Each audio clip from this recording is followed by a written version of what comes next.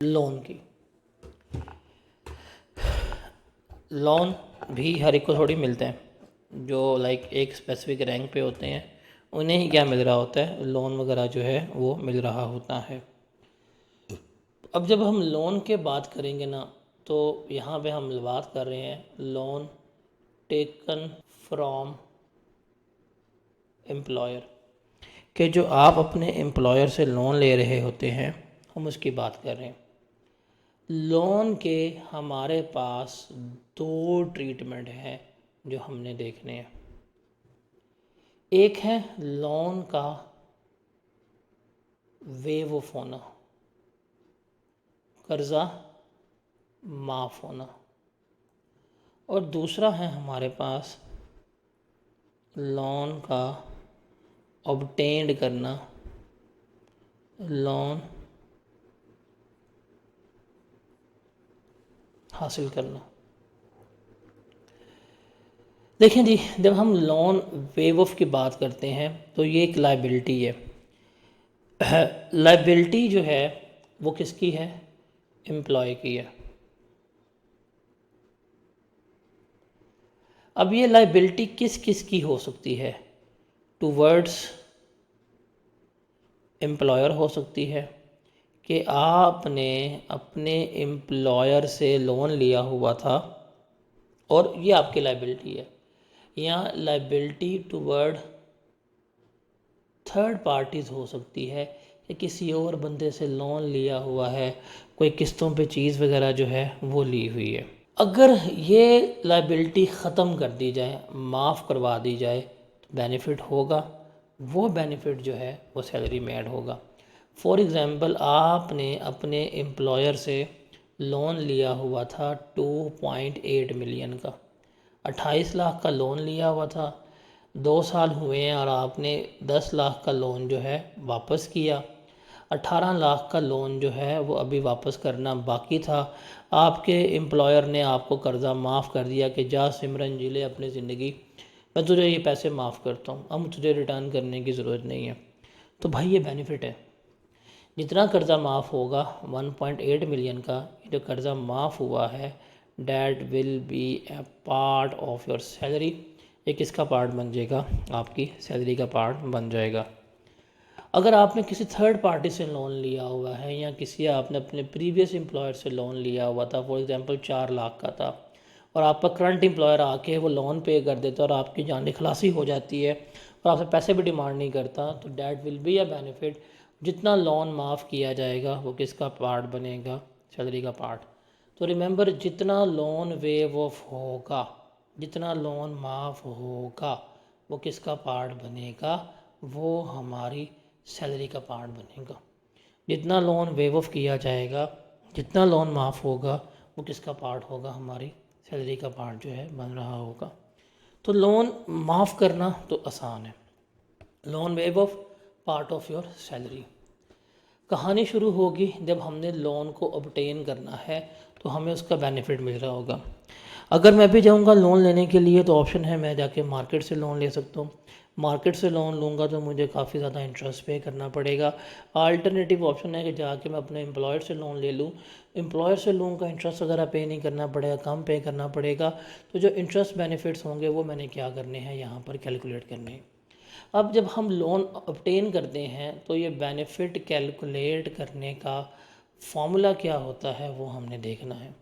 हम बेसिकली देखते हैं कि हमारी लोन की अमाउंट कितनी है वो देखते हैं, मल्टीप्लाई बाय हम इसे करते हैं, रिमेंबर, बेंचमार्क रेट माइनस जिस रेट के ऊपर हमने लोन लिया है, और इसको भी हम क्या करेंगे, नंबर ऑफ मंथ्स के ऊपर जो है वो लेके चलेंगे, number of months divided by 12। तो जो बेनिफिट होगा वो हम किस में ऐड करेंगे? वो हम सैलरी में ऐड जो है वो कर रहे होंगे। सिंपल सी बात है। फॉर एग्ज़ाम्पल, अब इसको हम समझते हैं। एग्ज़ाम्पल नंबर 1, आपने लोन लिया 1.2 मिलियन का। अच्छा, ये 10% जो है ये टैक्स में हमारा बेंचमार्क रेट है। बेंचमार्क का मतलब है स्टैंडर्ड रेट, हमारा यही है। और ये है कि हमने किस रेट के ऊपर लोन जो है ऑब्टेन किया। आपने लोन लिया 1.2 मिलियन का, बेंचमार्क रेट था हमारा 10%। आपने कोई इंटरेस्ट पे नहीं करना, साल के शुरू में लोन लिया था, मल्टीप्लाई करेंगे बेनिफिट हो जाएगा हमें 1,20,000 रुपये का। ये इंटरेस्ट बेनिफिट है और ये किस में ऐड होगा, ये हमारा सैलरी में ऐड होगा। एक और एग्जांपल लेते हैं। आपने लोन लिया 1.5 मिलियन का, ये आपने लोन लिया था 2% के ऊपर, और कितना बेनिफिट आएगा 1,20,000 रुपये का। That will be a part of your salary. तीसरा आपने जो है वो लोन लिया फॉर एग्ज़ाम्पल 2 मिलियन का, और आपने ये लोन लिया है 5% के ऊपर। तो बेंचमार्क रेट मैंने किसके ऊपर लिया, डैट इज़ 5%। क्या जवाब आएगा 1,00,000। ये किसका पार्ट बनेगा, सैलरी का पार्ट बनेगा। एक और सिनेरियो देख लेते हैं। आपने लोन लिया 25 लाख का, और ये आपने लोन लिया 8% के ऊपर। That will be this one, multiply करें क्या आंसर आएगा 50,000। ये आपको इंटरेस्ट बेनिफिट होगा, ये किसका पार्ट बनेगा, आपकी सैलरी का पार्ट बनेगा। आपने एक लोन लिया फॉर एग्ज़ाम्पल 30 लाख का, और आपने ये लिया बेंचमार्क रेट पे। मार्केट रेट कितना 10%, आपने भी 10% पे ले लिया। भाईजान कोई बेनिफिट नहीं हुआ, सैलरी में कोई चीज़ ऐड नहीं होगी, कख भी सैलरी में हम ऐड नहीं कर रहे होंगे।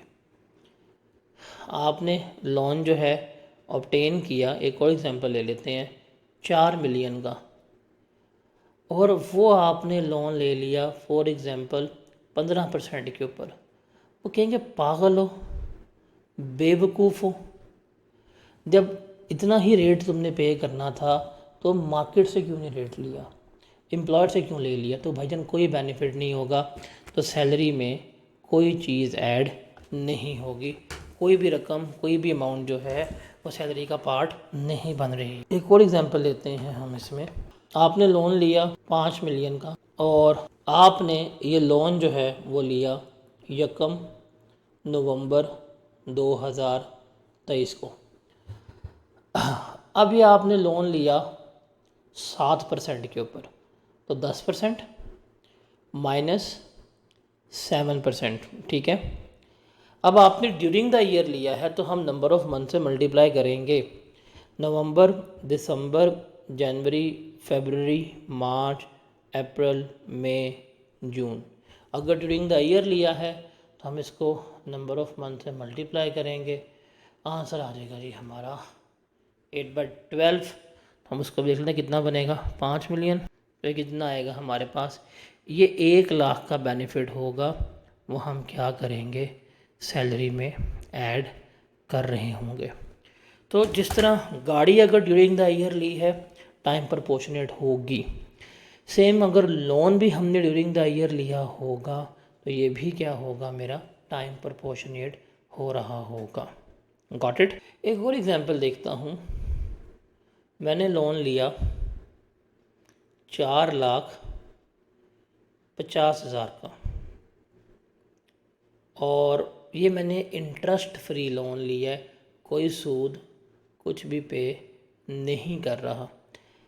आपके ख्याल से कितना बेनिफिट सैलरी में ऐड होगा। रिमेंबर, सैलरी में कोई बेनिफिट ऐड नहीं होगा। क्यों, रीज़न है, और वो रीज़न क्या है, एग्जेम्पशन।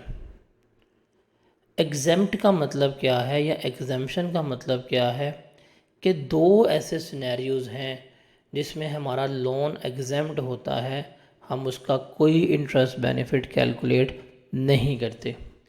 पहली कंडीशन क्या है कि अगर मेरे लोन की अमाउंट जो है if it is less than 1 million. अगर मैंने 1 मिलियन रुपीज़ से कम लोन लिया है, एग्जाम्प्ट है, कोई चीज़ ऐड नहीं होगी, इसलिए वो 4.5 लाख जो है वो क्या था, एग्जाम्प्ट था, उसको हमने ट्रीट अकाउंट फॉर नहीं किया। सेकंड चीज़ जो है वो इसमें क्या है, ये अब हम आगे जाके पढ़ेंगे, शायद आपको आगे जाके मज़ीद समझ आ जाए। वो है कि अगर एम्प्लॉय कौन है, मुलाजिम, अगर एम्प्लॉय अपना कोई बेनिफिट जो है वो वेव ऑफ कर दे, वो छोड़ दे कि जी मुझे ये चीज़ नहीं चाहिए, और उसके बदले में लोन ले ले, तो ये लोन भी क्या होगा, एग्जेम्प्ट होगा, इसका कोई ट्रीटमेंट नहीं होगा। अब इसकी परफेक्ट एग्जांपल क्या होती है आगे जाके हम पढ़ेंगे। That will be a provident fund. Provident fund में क्या होता है, आपके एम्प्लॉय को इंटरेस्ट मिल रहा होता है। आपका एम्प्लॉय कहता है जी मुझे ये इंटरेस्ट नहीं चाहिए, आप अपने पास रखें, वो अपना इंटरेस्ट लेने से इनकार करता है कि मुझे ये बेनिफिट नहीं चाहिए, उसके बदले में क्या कर लेता है, लोन ले लेता है। अब वो लोन जितनी मर्ज़ी अमाउंट का हो, वो लोन क्या होगा, एग्जेम्प्ट होगा, इसका हम कोई ट्रीटमेंट नहीं ले रहे होंगे। इसको ज़रा समझिएगा, ये पॉइंट ज़्यादा इंपॉर्टेंट है। आपने लोन ऑब्टेंड किया तो उसका बेनिफिट जो है वो सैलरी में ऐड होगा। जब भी हमने भी रूल पढ़ा है, हम लोन ऑब्टेन कर रहे हैं, इसका बेनिफिट सैलरी में ऐड हो रहा है, लेकिन जब हम इस लोन को यूज़ करेंगे तो वहाँ पे हमने इंटरेस्ट कॉस्ट जो है वो लेस करवानी है एज एन एक्सपेंस के तौर के ऊपर। आप अपने एम्प्लॉयर से लोन लेते हैं और आप उस लोन को इस्तेमाल करते हैं, बिज़नेस में इस्तेमाल कर रहे हैं, प्रॉपर्टी में इस्तेमाल कर रहे हैं, अदर सोर्स में इस्तेमाल कर रहे हैं, तो वहाँ पे इंटरेस्ट कॉस्ट जो है वो आप क्या करवा रहे होंगे, लेस करवा रहे होंगे। अब ये जो इंटरेस्ट कॉस्ट लेस करवानी है, इसके लिए जो असूल है वो असूल आपने याद रखना है। इसके लिए असूल आपने याद रखना है, और वो असूल क्या है, रिमेंबर एक्चुअल रेट, इसको लिख लीजिएगा, इसको नोट डाउन कर लीजिएगा, ये इतना इम्पोर्टेंट है और ये पेपर में आपको वाज़ा नहीं मिलेगा, ये आपको याद रखना है। एक्चुअल रेट किसके ऊपर आपने लिया था, और बेंचमार्क रेट, जो हमारा बेंचमार्क रेट है, ये जो इनमें से हायर होगा, जो इनमें से क्या होगा, हायर होगा, हम उसके ऊपर क्या करवा रहे होंगे, इसको लेस करवा रहे होंगे। एक्चुअल रेट और benchmark rate whichever is higher, हम उसके मुताबिक इसको लेस करवा रहे होंगे। बुक में आते हैं वापस लोन वाली एग्जांपल पे। यहाँ पे सारा कुछ मैंने बता दिया, लोन कब एग्जाम्प्ट है, क्या इंटरेस्ट है, एग्जांपल शो कर दी है। आखिरी बात इस एग्जांपल से शो करते हैं। कहता है जी mister Aleem is an employ of SBI। Aleem has availed a loan of ₹2 million in a tax year 2023। What amount shall be added in his income from salary on the following alternative assumption. No profit on loan is payable by Aleem, कि उसने कोई interest वगैरह पे नहीं करना। Loan कितने का लिया, 2 मिलियन का, कोई नहीं पे करना, 10% लेंगे, ऐड कर देंगे।